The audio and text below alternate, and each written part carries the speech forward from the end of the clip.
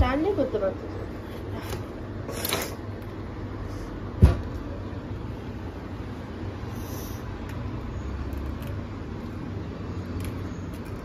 হাতা ভাঙবে লাগছে। Easy procedure, just open the.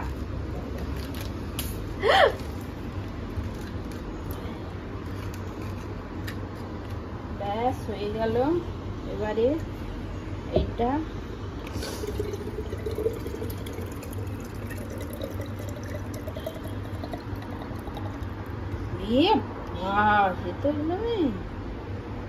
ব্যাস ফিনি। অলরেডি খেয়ে ফেললাম এক গ্লাস।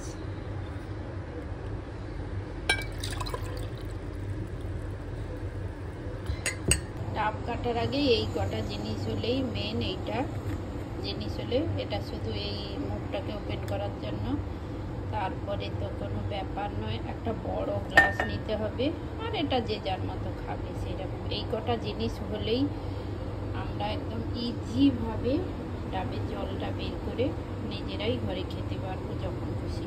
কি করলাম দেখো, তুলে আছাড় দিলাম ফ্লোরে, ফেটে গেল।